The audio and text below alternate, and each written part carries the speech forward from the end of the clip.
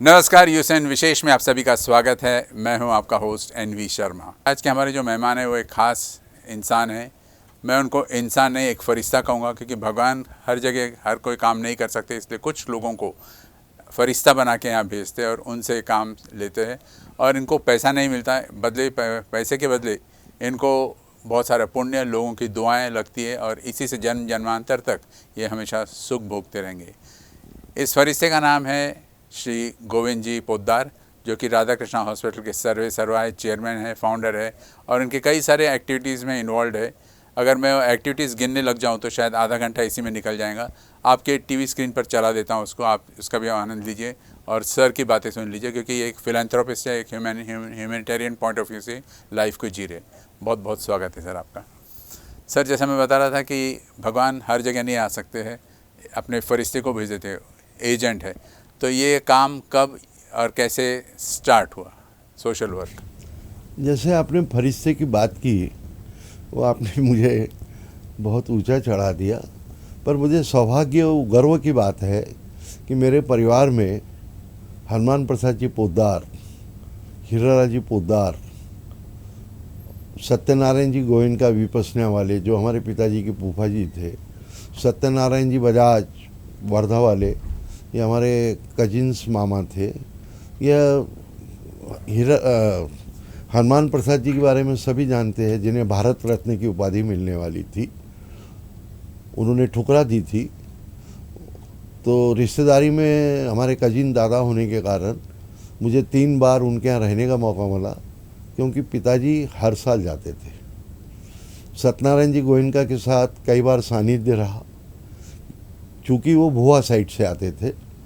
और सत्यनारायण जी बजाज जो सुभाष बोस के समय 6 साल अंडमान निकोबार की सज़ा काटी थी, और उनके यहाँ जयप्रकाश नारायण, महात्मा गांधी, सुभाष बोस 19 दिन रहे थे। 1 साल महात्मा गांधी उनके फार्म हाउस में रहे थे, और विनोबा भावे को उन्होंने काफ़ी जगह दी थी।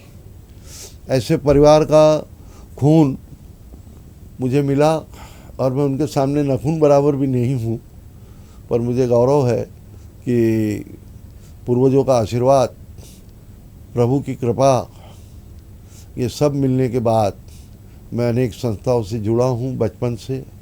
और किसी ने कहा है, राधा का प्रेम, कृष्ण का कर्म, और जहाँ हो वहाँ वीरान भी गुलिस्तान बन जाता है। बहुत बढ़िया। और मुझे राधा का प्रेम भी है, कृष्ण का कर्म भी मुझे हमेशा मार्ग दिखाते रहता है जी। ये मेरे सौभाग्य की बात है। आपने प्रश्न पूछा, ये सब शुरुआत कैसे हुई? बचपन में शायद मैं 10-11 साल का था जब हमने गणेश जी की स्थापना की थी। तो मेरी बड़ी इच्छा थी कि एक नेहरू जी और महात्मा गांधी की एक पीछे तकिया रख के डिस्कशन करती हुई फ़ोटो थी। तो मैं उस समय 6वीं क्लास में था। तो हमने 4 आना 8 आना 1 रुपया, मेरे पिताजी ने 2 रुपये दिए, कुल 18 रुपये में हमने गणेश जी बैठाई थी। और उसमें 7 रुपये की ये मूर्ति कराई थी, बैठाई थी, बनवाई थी नेहरू जी और गांधी जी की। अच्छा। और पीछे गणेश जी हमने 2 रुपये वाली लाए थे। उसके अंदर हमने पहाड़ भी बनाया था वो चूरे का। तो ये कुछ बचपन से पिताजी के कार्यों को देखते हुए सबसे पहले गणेश जी से शुरुआत हुई। उसके बाद में दूसरा मुझे बड़ा सौभाग्य मिला 10वीं क्लास में, जिसके अंदर नागपुर के mayor, member of parliament रिघव Chand ji Sharma, ये सब लोग आए थे। उसमें लगभग एक नागेश्वर मंदिर था, उनके साथ जुड़ के 15,000 जो बीपीएल लोग हैं उनका भोजन प्रसाद करने का मौका मिला। वहाँ से फिर कॉलेज में शुरुआत रही। कॉलेज में मैंने अनेक आंदोलनों में भाग लिया। कॉलेज के अंदर 2 बार अरेस्ट भी हुआ। और स्टूडेंट एक्टिविटी में एक बार क्या हुआ था, एक बहुत बड़ा अखबार था, नाम लेना उचित नहीं है, उन्होंने हमारे कॉलेज के बारे में बेबुनियाद गंदी बातें लिख दी थी। तो हम कॉलेज स्टूडेंट्स ने उसको लॉक कर दिया था। और दूसरा, एक मिनिस्टर का लड़का पढ़ता था, उसने किसी लड़की को छेड़ दिया था, तो हम लोगों ने उसकी पिटाई विटाई करके कपड़े फाड़ दिए थे। तो ऐसे थोड़े मतलब से ये क्वालिटी बचपन से है। शरारती भी थे। तो ये सब संजोग की बात है। अब हम आ रहे हैं राधा कृष्ण हॉस्पिटल की शुरुआत से। जी वहीं से शुरुआत करूँ ना? जी बिल्कुल।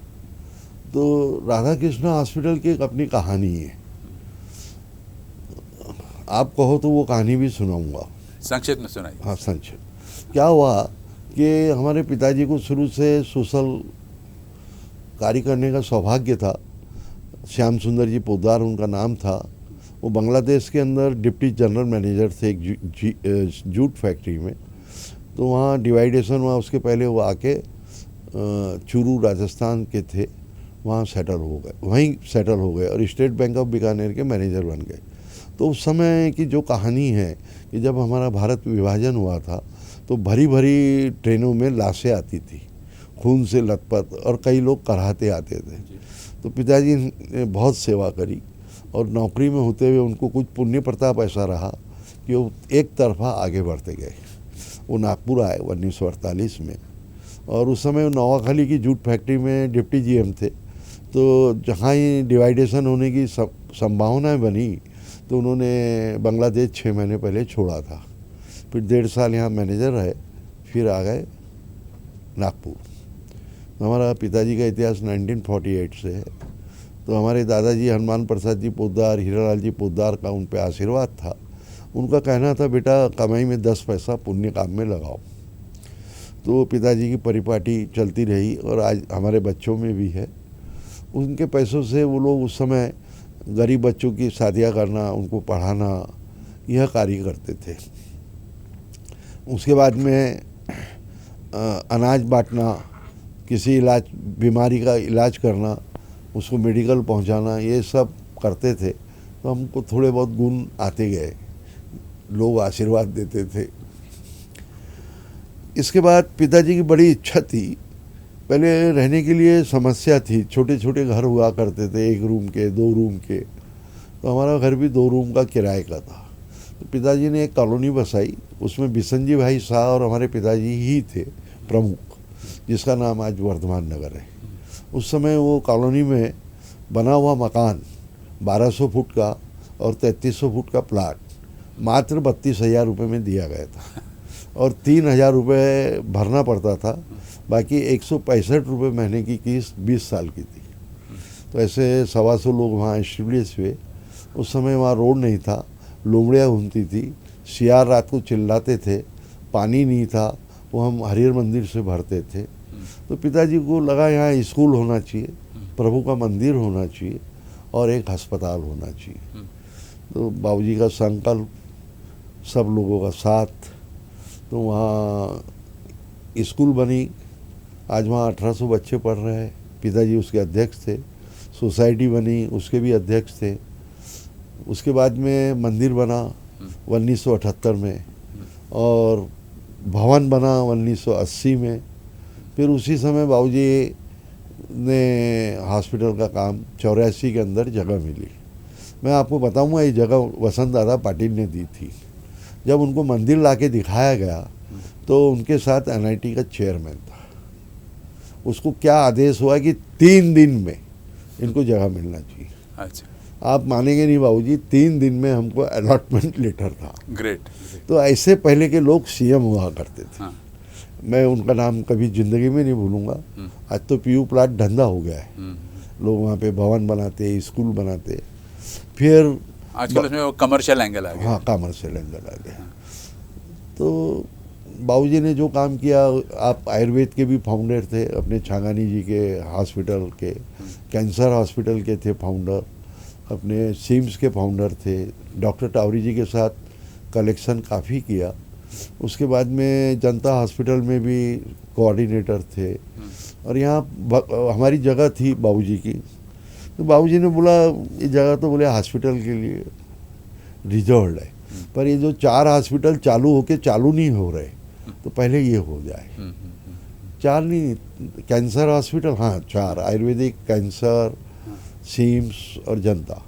तो पहले उन्होंने 4 हॉस्पिटलों में खुद का चंदा दिया, गांव से चंदा मांगा, फिर राधा कृष्ण को हाथ में एस्टेब्लिश काम। किया। तो ये 2 रूम से स्टार्ट हुआ और 1984 में 2 रूम थे, जी। एम्बुलेंस थी। तब तो सर बहुत कम फैसिलिटीज रहते होंगे उस समय। फैसिलिटीज थी नहीं, सिर्फ हाँ। ओपीडी थी। हाँ, अच्छा। 2 रूम में क्या ओपीडी और पैथोलॉजी थी, और 2-3 डॉक्टर आते थे 1-1 घंटे के लिए, हाँ, और आरएमओ रहता था 4 घंटे के लिए। अच्छा, मतलब ओपीडी था तो कोई शुरुआत खास नहीं थी, लेकिन अभी रिसर्च इंस्टीट्यूट में तब्दील हो गई है। हाँ। तो उसके वो जर्नी के बारे में बताइए, कैसे आपको आइडिया आई कि तो इसको रिसर्च इंस्टीट्यूट इसमें मेरा रोल कुछ भी नहीं है। हाँ। मेरा रोल बाबूजी के आदेश को मानना था। जैसे बेटा तेरी यहाँ हेल्प चाहिए, उनकी 5 जनों की टीम थी। एक गंगाराम जी अग्रवाल, एक बाबूजी हजारी लाल जी अग्रवाल, चौथा भंवरलाल जी मालू, फिर एक मदन लाल जी सोनी, हरिराम जी राठी और सुगन चांद जी लाहौटी। ये 5-7 जनों की टीम थी, क्योंकि कंस्ट्रक्शन का काम कोई देखता था, कोई समाज से कलेक्शन कोई देखता था।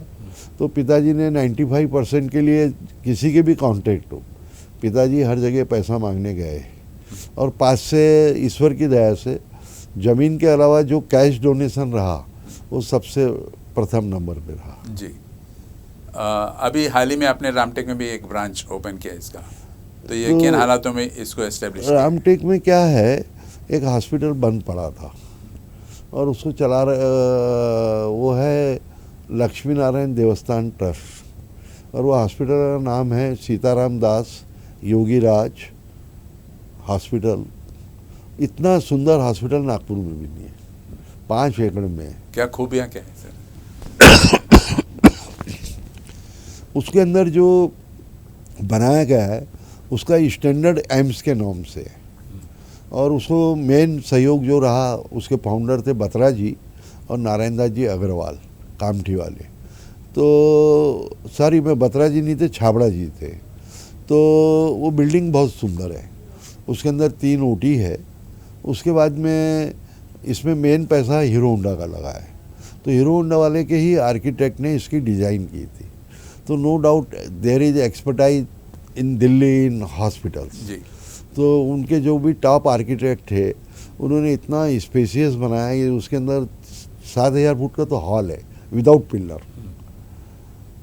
तो उसको अभी हम लोग चला रहे हैं। ट्रबल्स बहुत है स्टार्टिंग के अंदर, क्योंकि कंपटीशन का युग है और हर जगह गाड़ी में बैठे हुए पैसेंजर नए पैसेंजर को जगह नहीं देते। जी, ये बड़ा अच्छा इक्वेशन किया आपने पैसेंजर के साथ रिलेट करते हुए इसको। क्या फैसिलिटीज है सर राधा कृष्ण हॉस्पिटल में? राधा कृष्ण में नागपुर की बात कर रहा हूँ। हाँ, इसमें 2 बेड से फिर जब चालू किए तो सबसे पहले 60 बेड चालू किए। इसका उद्घाटन 91 में डॉक्टर शंकर दयाल जी शर्मा राष्ट्रपति थे, उस समय उपराष्ट्रपति थे, बाद में राष्ट्रपति बने। तो पिताजी ने यूँ ही मजाक में कहा था कि 2-3 महीने बाद आप राष्ट्रपति बनेंगे। आज राधा कृष्ण भगवान की कृपा हो गई, तो उन्होंने शपथ समारोह में पिताजी को बुलाया, बोले आपकी बात लग गई। और मुख्यमंत्री सुधाकर नाइक आए थे। तो अभी हमारे यहाँ डिपार्टमेंट तो सभी हो गए हैं लगभग। क्या बोलते हैं, आर्थोपेडिक डिवीज़न है, गायनिक डिवीज़न है, सर्जरी डिवीज़न है, मेडिसिन डिवीज़न है, फिर मेडिसिन के बाद में डेंटल है, फिर वो एंडोस्कोपी है, फिर मतलब सारी सुविधाएं एक छत सारी के सुविधा सिर्फ एमआरआई छोड़कर। हाँ, एक छत के नीचे। हाँ, एमआरआई हमारे यहाँ नहीं है, A to Z है, और आज 6 ओटी है वहाँ। उसके बाद में कैथलैब है जहाँ मरीजों का स्टेंट डाल के एंजियोप्लास्ट किया जाता है। और इसके अंदर अभी हमारे 6 ओटी के बाद में आईसीयू जिसको बोलते हैं मेन, वो हमारे यहाँ 3 आईसीयू है। और जो ओटी बने हैं वो इंटरनेशनल नॉर्म से बने हैं। इंटरनेशनल नॉर्म्स में यानी प्रोटोकॉल उनका है। प्रोटोकॉल के साथ मॉड्यूलर ओटी होते हैं।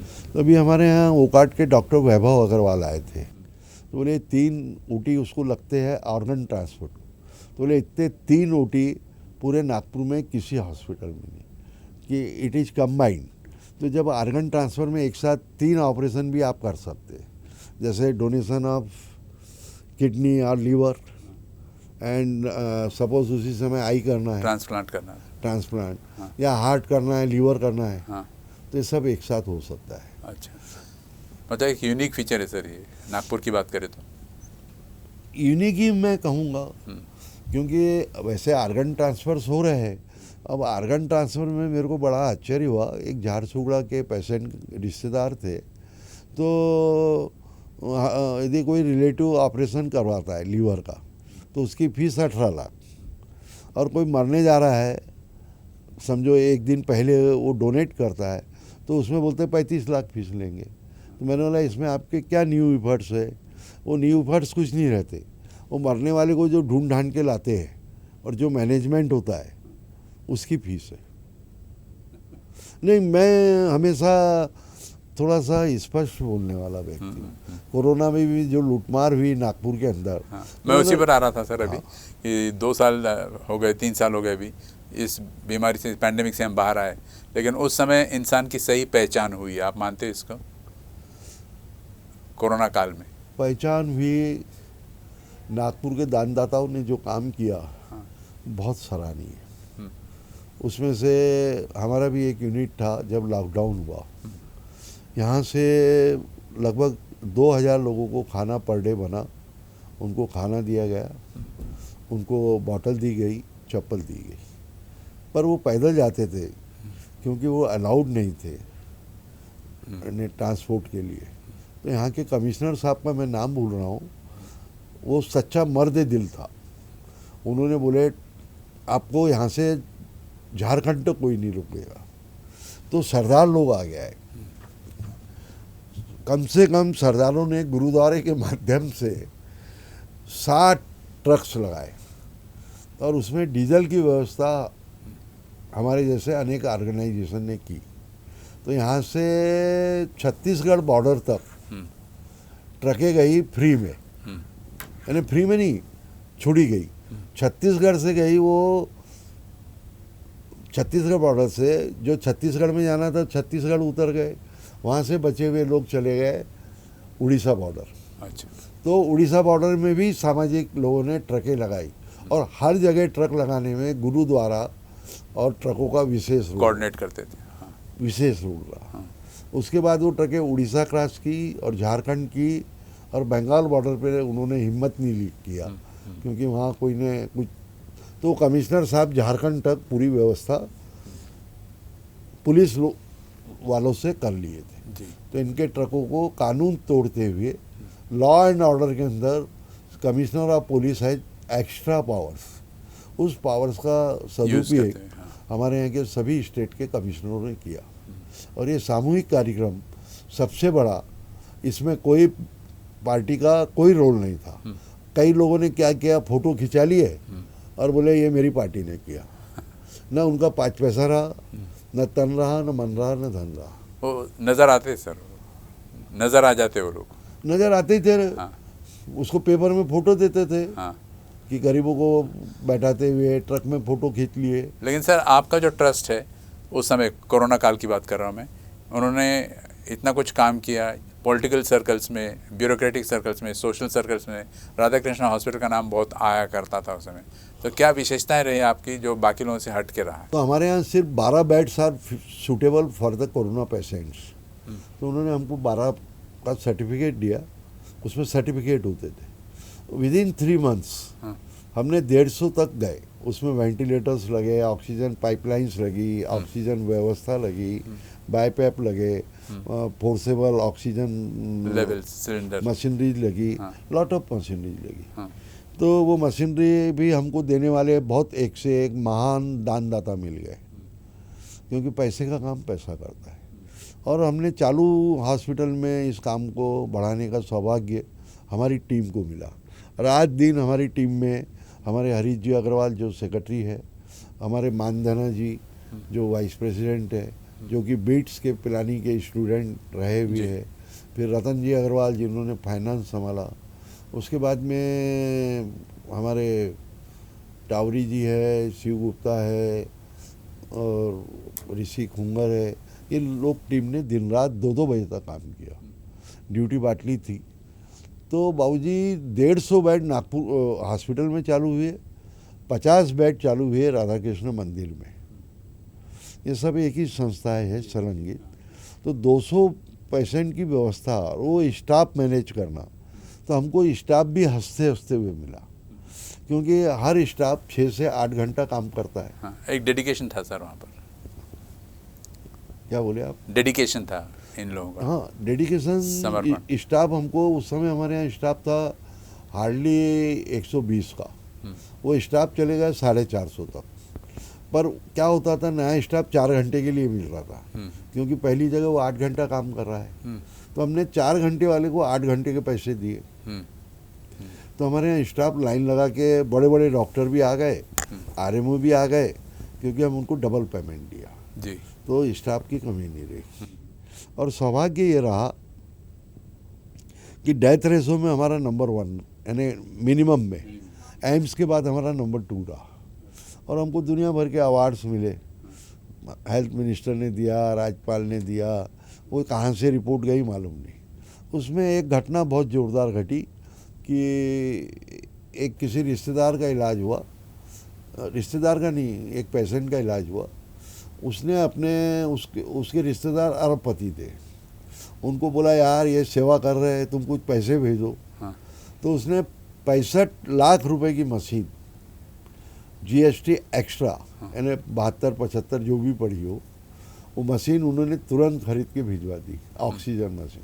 अच्छा। और उसका नाम भी उसने गुप्त दान करके भेजी। यही मैं कह रहा था सर कि कमीशन नहीं मिलता, लेकिन ये पुण्य जो मिलता है ये भी एक तरीका है वहाँ से जो आपको हेल्प मिला है। क्या है बाबूजी, मैंने देखा ये अच्छे काम करने वालों का। अब मैं लास्ट पे पैसे बनाने वालों की भी कहानियाँ सुनाऊंगा। जी जी। हमारे यहाँ कोरोना का इलाज 40,000 रुपये से लेके 1.25 लाख में 90% का इलाज हो गया। हाँ। लोगों ने 5 लाख रुपए से 10 लाख रुपए लेके एडवांस लेके पेशेंट को एडमिशन दिया। हमारे यहाँ लगभग 20% पेशेंट ने हाँ। 0 रुपया दिया, हाँ। 50% पैसा दिया। हमने कभी किसी से जोर जबरदस्ती नहीं की, क्योंकि ये समय था मौत और कार्य के बीच का। तो ये कार्य हमारी टीम को करने को मिला, वो हमने हंसते हुए किया। जी। दूसरी बदमाशी हुई इंडिया लेवल पर, RT-PCR किट 4500 रुपये टेस्टिंग था। तो हमारे मित्र है अजय अग्रवाल एडवोकेट दिल्ली में, तो मेन रोल उनका था, मेरा रोल था उसकी पूरी कहानी बनाना, कहानी के साथ में डॉक्यूमेंट सपोर्ट करना। वो RT-PCR की कास्ट थी हार्डली 150 रुपया, और टेस्ट लूट मचाई थी सर, और उसको टेस्ट करने का लगता था हार्डली 100 रुपया, 250 रुपये उसकी कॉस्टिंग थी। तो हमने कोर्ट को निवेदन किया कि इसके 600 रुपये कास्ट रखो।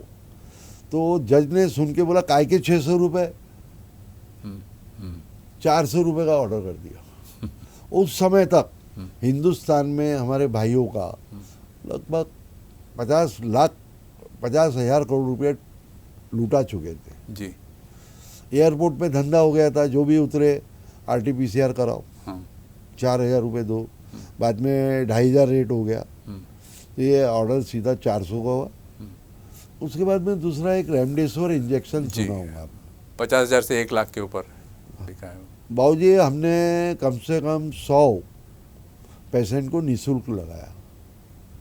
हम वो उस समय हमको 700 रुपये का लिया हुआ था, एक दूसरा आता था वो थोड़ा महंगा आता था, तो हमने स्टॉक अच्छा ले लिया। उस समय हमने 92 हॉस्पिटल के पेशेंट्स को रेमडेसिविर, जो उस पर MRP प्राइस रहती उस समय दिया। तो हमारा तो लिमिटेशन है, पर पेशेंट कहीं भी बचे, ये हमारा उद्देश्य था। जी। तो नागपुर का ऐसा एक भी बड़ा हॉस्पिटल नहीं था, इंक्लूडिंग एम्स। तो उनके लेटर हमारे पास रिकॉर्ड है, वो लिखते थे कि ये पेशेंट हमारे यहाँ भर्ती है और रेमडेसिविर की शॉर्टेज है, इस पेशेंट को 2 इंजेक्शन दिए जाए। तो ये अब भी सौभाग्य मिला। अब इसमें भी हम सुप्रीम कोर्ट में गए, तो उसमें MRP 5400 रुपया थी, और दूसरे की MRP थी 899, क्वालिटी एक। हाँ। तो उसमें गवर्नमेंट ने 1500 रुपये का ऑर्डर किया। तो रेमडेसिविर में भी कम से कम 50 लाख रुपए का करप्शन हुआ। बाद में WHO ने उसको बैन ही कर दिया सर। गवर्नमेंट का तो ऐसा था ना, जितने इनके पिल्ले रहते, मैं पिल्ले वर्ड वापर रहा हूँ, कोई शर्म नहीं है। उसमें 80% पिल्ले और 20% अच्छे लोग हैं। ये लोगों को जहाँ मिलता है मैनिपुलेशन को मैनेज करते हैं, और वो मैनेजमेंट चलता है नीचे से लेके ऊपर तक। तो हर बात कोई मोदी जी को नहीं मालूम होना, हर बात अच्छे मिनिस्टर जैसे हमारे नितिन गडकरी जी है, उस समय हर्षवर्धन जी थे, इनको हर बात तो नहीं मालूम होगी ना। करेक्ट। मैनिपुलेशन के बाद मालूम होती है।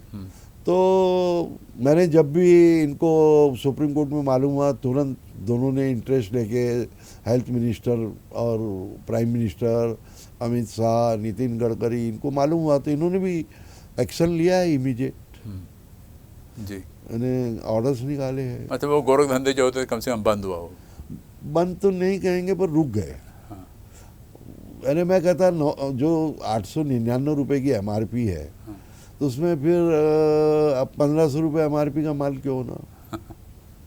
उस समय कम से कम 10 सोशल मीडिया में मेरे इंटरव्यू आए। मैंने भारत सरकार से निवेदन किया कि 60,000 करोड़ का ये जो घापा 2 आइटम में हुआ है, तो हेल्थ इंडस्ट्री में कोरोना में 5 लाख करोड़ का घपला हुआ है जी।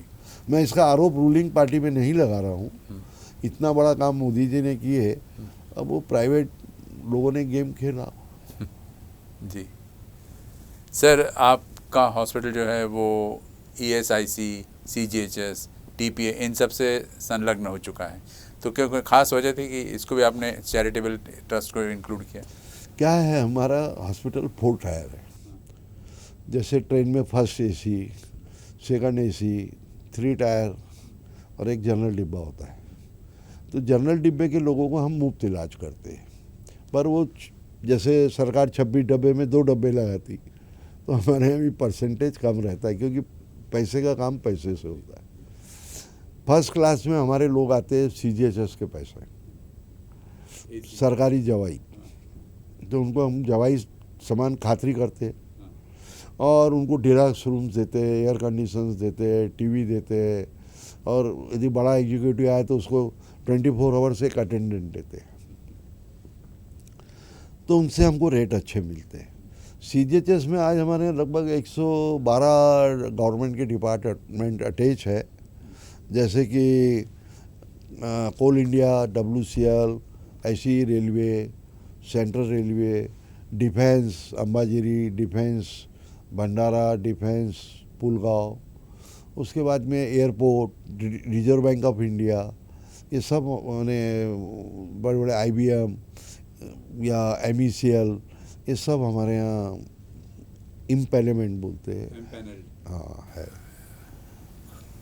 फ्यूचर CRPF है। हाँ, फ्यूचर प्लान्स क्या है सर? मतलब सुना है कि आप ऑर्गन ट्रांसप्लांटेशन की तरफ नहीं, इसके पहले मैं नज़र बताऊंगा रखे। कि जो हमारे यहाँ के जितने लेबर्स होते हैं, जो ESIC के पैसे भरते हैं, जिसकी जानकारी हमारे यहाँ मज़दूरों को नहीं है, वो लोग भी हमारे यहाँ फ्री में इलाज होता है।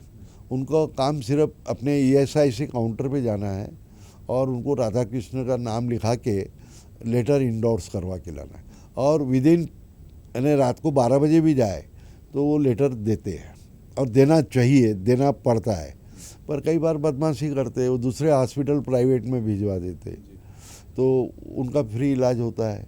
फिर सबसे बड़ी बात, हमारे यहाँ अभी महात्मा फुले स्कीम आई है।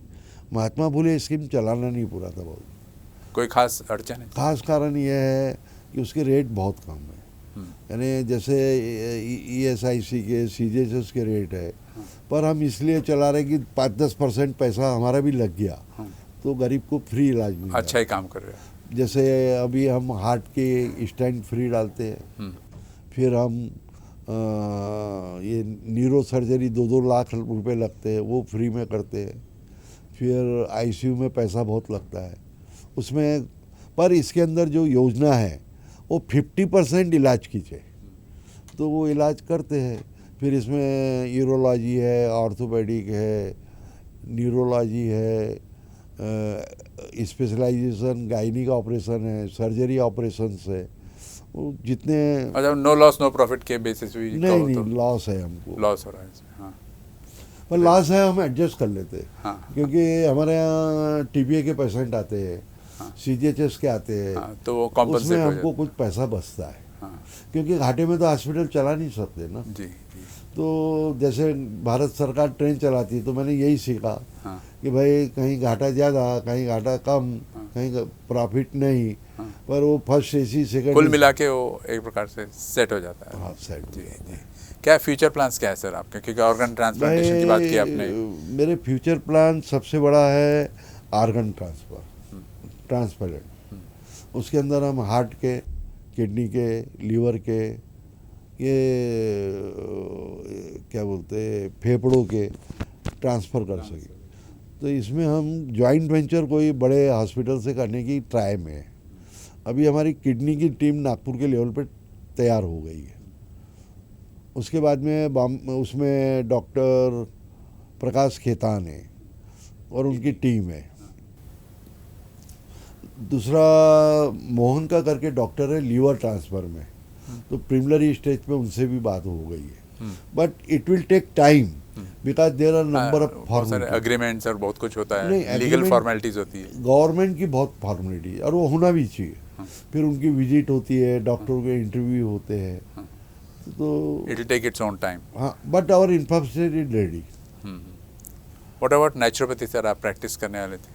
भाई नेचुरोपैथी के बारे में मेरे को बचपन से अनुभव है, यानी योगा, संघ प्रक्षालन, फिर वो ए पार्ट ऑफ क्या बोलते पंचकर्मा, हाँ ये सब बचपन से हम लोग करते आए।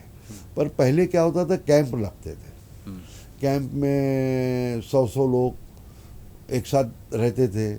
फिर इसमें संघ प्रक्षालन कर रहे, लैट्रिन लगती थी, तो वहाँ लोटे में कहीं की चड्डी खराब हो जाती थी। तो अनुभव युवा समय में भी रहे। फिर मुझे अनुभव रामदेव बाबा के रहे, बेंगलोर के ये स्वामी विवेकानंद के रहे, और एक दुर्ग में है नत्थीपुरा में, उसके रहे। पर मेरे को अभी अभी अनुभव सबसे अच्छा है नासिक के पास संगमनेर के मालपानी हॉस्पिटल का। जी। तो उसके पहले मेरी तबीयत खराब हो गई थी, वो 1.25 साल से ठीक नहीं हो रही थी। मुझे फेफड़ों का अटैक आया था, तो दवाई चालू होने के बाद लॉट ऑफ प्रॉब्लम्स बढ़ गए थे। तो मैं वहाँ नेचुरोपैथी किया। फिर वहाँ से आने के बाद नागपुर में एक संजीवनी आश्रम है, बहुत अच्छा सुंदर है, उसके प्रेसिडेंट है डॉक्टर संजय उगे मोगे। तो उन्होंने बहुत प्यार से पूरा अरेंजमेंट किया। वहाँ के डॉक्टर सूर्यवंशी, डॉक्टर विश्वकर्मा है, बहुत अच्छे लोग हैं। तो मेरे परिवार के लगभग 10 लोग अभी तक 10 दिन में लाभ ले चुके हैं। तो मेरी उससे बीमारी ख़त्म हो गई। तो मैंने ये जीवन में डिसीजन लिया है कि मैं नेचुरोपैथी सेंटर ओपन करूँगा, लाइन लगा के, क्योंकि सामाजिक कार्यकर्ताओं का मेरा पूरे भारत में कांटेक्ट है। उनको मैं एक टेक्नोलॉजी दूंगा और उनको चालू करवा के दूंगा। तो सबसे पहले राधा कृष्णा हॉस्पिटल में हमारा टारगेट है कि गणेश चतुर्दशी को हम उसका उद्घाटन कर देंगे, काम चालू है। दूसरा रामटेक जो 5 एकड़ में है, वहाँ भी 2 महीने के अंदर नेचुरल सराउंडिंग से आप। हाँ, वहाँ आजू बाजू तो बहुत सारे टूरिज्म है, सबको मालूम है, हरियाली है, भगवान राम का जन्म स्थान है। तो नेचुरोपैथी मैं अभी एलोपैथी के अंदर कोई एक्सपांसन का मूड नहीं है। जो वर्तमान में इंफ्रास्ट्रक्चर है उसी में करूँगा। इंडिया के बेसिक रूट्स वहीं पर है सर, नेचुरोपैथी, आयुर्वेद वगैरह में, वहीं से हमने दुनिया को ज्ञान दिया, मेडिकल साइंस ज्ञान दिया, और उसी के बेस पे एलोपैथी फैली है। मुझे एक लेडी मिली थी, शी वाज फ्रॉम फ्रांस। उसने बताया कि अनुपम हो या दवाई हो, इस सब का बेस इंडिया का अर्थवेद, यजुर्वेद, सामवेद, चौथा वेद जो भी है, ऋग्वेद, ये सब बेस है। चाहे विमान टेक्नोलॉजी हो, चाहे रिमोट टेक्नोलॉजी, बेसिक्स यहीं से, बेसिक इसी का है। और एक हमारे गुरु हुए डॉक्टर रामभाऊ पुजारी, उन्होंने एक बुक लिखी है प्राइड ऑफ इंडिया। तो उन्होंने जैसे भूगोल है, साइंस में जितने भी केमिस्ट्री, फिजिक्स, एयर, सी, ये सब के ऊपर उन्होंने 17 इंजीनियर्स के साथ एक बुक लिखी है। मैं आपको भेंट करूंगा। और वो बुक वर्ल्ड में शायद 4-5 लाख बिक गई है। और सबसे इसरो है या वर्ल्ड का सबसे बड़ा नासा है, तो वो भी यानी थोक में गई है। उसके बाद में उनके पास एक 6200 साल पहले का सॉफ्टवेयर है, यानी दैट इज़ नॉट हार्डवेयर। उसके अंदर 2500 लैंग्वेज है, आयुर्वेदा है, विमान कैसे बनता है वो टेक्नोलॉजी है, पक्षी कैसे बोलते हैं, रसिया उस समय की लैंग्वेज क्या थी, हमारे यहाँ की कन्नड़, आंध्रा, सब लैंग्वेज के उसमें डायलॉग्स बनते। यानी ऐसे 2 कैलेंडर्स है, एक में हमारी भारतीय वर्णमाला है, दूसरे में संख्या है। तो वो भी आप चाहेंगे तो मैं आपको दिखाऊंगा। जी जी। चलते चलते एक टेक होम मैसेज क्या रहेगा सर आपको, दर्शकों को आप क्या बोलना चाहोगे? दर्शकों को मैं ये बोलूँगा, it is my opportunity to talk with the Sharma ji on behalf of ECN TV। और यही कहूँगा, आनंदमय रहो, मस्त रहो। और इसके लिए मैं आपसे कैसे जुड़ूँ, तो आप आपका नंबर, आपका नाम ECN TV को भेजें या मेरा नंबर लिख लीजिए 9421140000, यानी आखिरी के 4 जीरो। और मेरा नंबर भूल जाओ तो राधा कृष्ण हॉस्पिटल नंबर आप निकाल लीजिए। आपके नंबर आने के बाद अभी हम एक संस्था का निर्माण किए हैं, यूनाइटेड प्रोग्रेसिव फाउंडेशन। उसके अंतर्गत आपको रोज़गार चाहिए, एग्रीकल्चर में काम चाहिए, फाइनेंस चाहिए, आपको एजुकेशन चाहिए, आपको खुद की इंडस्ट्री स्टार्टअप डालना है, तो ऐसे अनेक विद्वान जिन्होंने अपनी लाइफ में अनेक कार्य किए हैं, वो सब इसमें जुड़कर आपको सहयोग करेंगे। स्टार्टअप इंडिया, आप आपकी लाइफ में 10,000 कमा रहे हैं तो ऑनलाइन आपको ट्रेनिंग दी जाएगी कि आप 25,000 कैसे कमा सकते हैं। बाकी आपकी मेहनत आपके साथ, आपका भविष्य बनाने वाले आप हैं। आज आप जिस दुनिया में भाग रहे हैं वो बाहर की दुनिया है। आप आपके अंदर की दुनिया झांके, मैं आपको विश्वास दिलाता हूँ कि आने वाला भविष्य आपका होगा। आज सरकारी योजना हज़ारों में है, पर हम उसका सदुपयोग नहीं कर पा रहे। हमको मालूम है कि हम ये कार्य करने से हमारा ये फ़ायदा हो सकता है, उस सब की जानकारी देंगे। और हमारा प्रयास है कि हिंदुस्तान के हर कोने कोने में इसकी शाखाएँ खुले और वो शाखा आपको चलाना है और इसका प्रचार भी करना है और अपना भला भी करना है, खुद का विकास, सबका विकास। जी, thank you. That was a very sweet and best message ever given यहाँ इस स्टूडियो में। Thank you very much for coming. Pleasure talking to you.